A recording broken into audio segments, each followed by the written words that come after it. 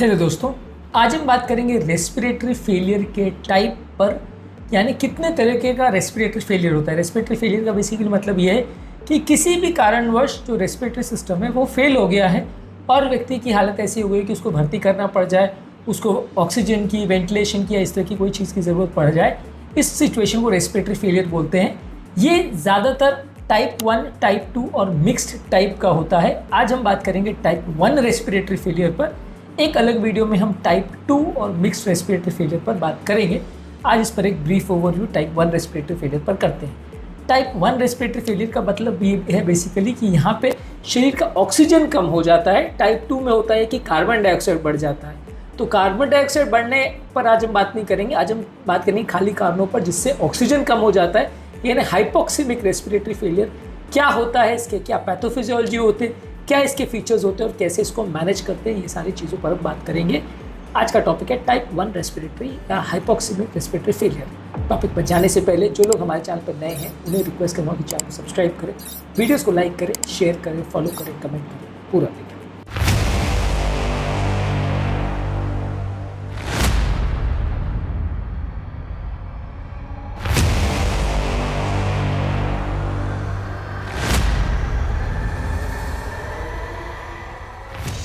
जैसा कि मैंने डिस्कस किया, टाइप 1 रेस्पिरेटरी फेलियर यानी शरीर का ऑक्सीजन सैचुरेशन यानी PaO2 यानी पार्शियल प्रेशर ऑफ ऑक्सीजन जो ब्लड में होता है, ये आर्टीरियल ब्लड गैसेज जो हम मेजर करते हैं यानी ABG जब मेजर करते हैं तो उसमें एक्यूरेटली पता चलता है। अगर ये 60 मिलीमीटर्स ऑफ मर्क्यूरी से कम है यानी 60 mmHg से कम है तो वैसे व्यक्ति को टाइप 1 रेस्पिरेटरी फेलियर बोलते हैं। यहाँ कार्बन डाइऑक्साइड का सैचुरेशन नॉर्मल है, यानी कि partial pressure of carbon dioxide यानी PaCO2 जो मेजर करते हैं वो नॉर्मल है, लेकिन PaO2 जो है वो कम है।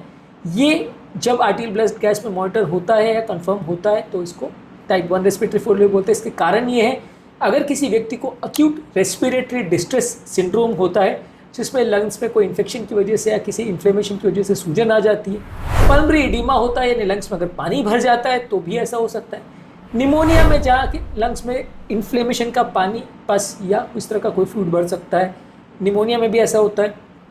पल्मोनरी एम्बोलिज्म में जहाँ हार्ट से लंग्स में नली जो जाती है उसमें चोक हो जाता है, क्लॉट हो जाता है, उस बीमारी में भी ऐसा हो सकता है। पल्मोनरी फाइब्रोसिस यानी एक ऐसी बीमारी जिसमें लंग्स का जो पूरा सरफेस है वो उसमें फाइब्रस स्ट्रैंड बन जाते हैं यानी वो हार्ड और स्कार्ड हो जाता है, इसलिए उसमें ऑक्सीजन एक्सचेंज नहीं हो पाता, इस बीमारी में भी होता है।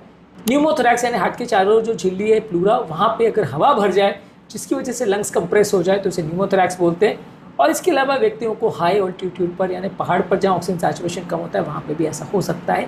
इसके होने की पैथोफिजियोलॉजी क्या है?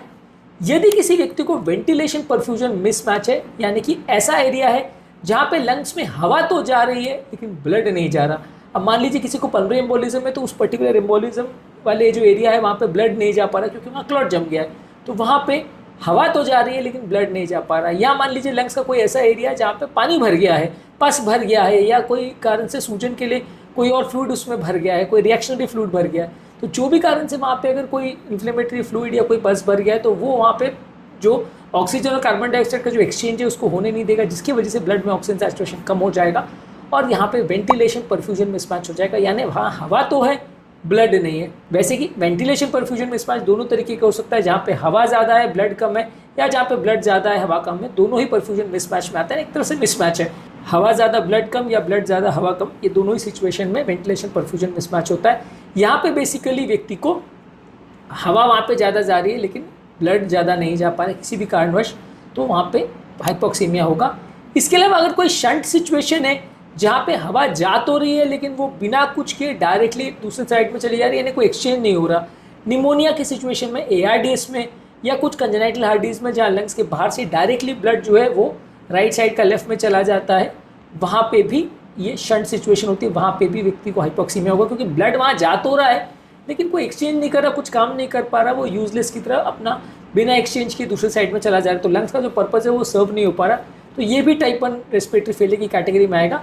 इसके अलावा कुछ ऐसी बीमारियाँ जहाँ ब्लड भी है, हवा भी है, लेकिन एक्सचेंज करने के लिए जो मेम्ब्रेन है जिसके थ्रू दोनों तरफ से एक्सचेंज होनी चाहिए वो दीवार ही ब्लॉक हो गई है, यानी कि एल्वियोलर कैपिलरी मेम्ब्रेन जो है उसमें कुछ डैमेज हो गया है, जैसे कि पल्मोनरी फाइब्रोसिस करके बीमारी होती है, इसमें ऐसा हो सकता है। तो ये 3 कारण हो सकते हैं कि या तो हवा है ब्लड नहीं है, या ब्लड जा रहा है लेकिन एक्सचेंज नहीं हो पा रहा, या डिफ्यूजन इम्पेयरमेंट है यानी मेम्ब्रेन खराब हो गई जिसके थ्रू एक्सचेंज होना था।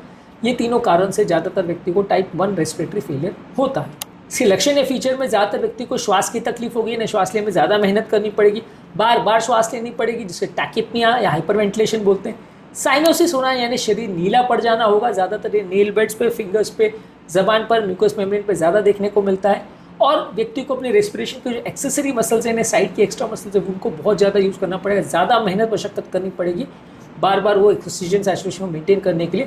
तो ये सारी चीज़ें टाइप 1 रेस्पिरेटरी फेलियर में आती है। इसका मैनेजमेंट कैसे करेंगे? टाइप 1 रेस्पिरेटरी फेलियर के पेशेंट में आप पेशेंट को एक्स्ट्रा ऑक्सीजन देंगे ताकि जितना एरिया में अगर एक्सचेंज हो रहा है वहाँ पे प्रॉपर ज़्यादा एक्सचेंज हो जाए। मतलब मान लीजिए अगर ऑक्सीजन 2 लीटर जा रहा है और उसमें से 1 लीटर वेस्ट वाले एरिया में जा रहा है, 1 लीटर अच्छे एरिया में जा रहा है, तो उसके बदले आप 3 या 4 लीटर ऑक्सीजन देना चालू कर दो ताकि जो अच्छा वाला एरिया है वहाँ पे 1 के बदले 2 या 2.5 लीटर पहुँच जाए, और वेस्ट वाले एरिया में जो जाए वो चलो वेस्ट भी हो गया तो भी अच्छे वाले एरिया में ज़्यादा ऑक्सीजन पहुँच जाए, तो एटलीस्ट एक्सचेंज सुचारू रूप से बेटर हो जाए और ब्लड को जितने ऑक्सीजन की ज़रूरत है उतना पूरा हो जाए।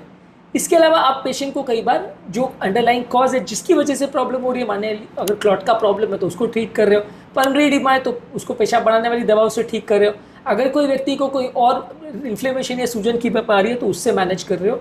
इसके अलावा व्यक्ति को आप नॉन इन्वेजिव वेंटिलेटर यानी कि मशीन लगाते हैं जिसे हाई प्रेशर में ऑक्सीजन दिया जाता है। ये हाई प्रेशर में ऑक्सीजन का वही पर्पज़ है कि जो एरिया काम कर रहे हैं वहाँ पर ज़्यादा प्रेशर से ज़्यादा अमाउंट में फुल 100% ऑक्सीजन जाए, ताकि भले लंग्स का अगर 20, 30, 40% जितना एरिया भी काम कर रहा है वो भी अच्छी तरह से काम कर पाए और वो एरिया में ऑक्सीजन ज़्यादा जा पाए ब्लड को, ताकि ब्लड की रिक्वायरमेंट पूरी हो जाए। इसके अलावा आप व्यक्ति को मैकेनिकल वेंटिलेटर पर रख सकते हो, यानी नॉन इन्वेजिव वेंटिलेटर से जब काम नहीं चल रहा है या पेशेंट अनकॉन्शियस है तो वहाँ पे आप मैकेनिकल वेंटिलेटर यानी मशीन द्वारा पेशेंट को इंट्यूबेट करके रख देते हो। जब तक कंडीशन ठीक नहीं हो जाए, जब तक टाइम ना मिल जाए बाकी दवाइयों को अपना असर करने को, तब तक पेशेंट को वेंटिलेटर पर रख दिया जाता है ताकि पेशेंट को श्वास करने के लिए एक्स्ट्रा श्रम ना करना पड़े। तो ये है बेसिकली टाइप 1 रेस्पिरेटरी फेलियर। एक अलग वीडियो में हम टाइप 2 रेस्पिरेटरी फेलियर और एक में मिक्स्ड रेस्पिरेटरी फेलियर पर डिस्कस करेंगे। इन वीडियोस को भी ज़रूर चेकआउट करें। टॉपिक एंड करने से पहले जो लोग हमारे चैनल पर नए हैं उन्हें रिक्वेस्ट करूँगा कि चैनल को सब्सक्राइब करें, वीडियोस को लाइक करें, शेयर करें, फॉलो करें, कमेंट करें पूरा।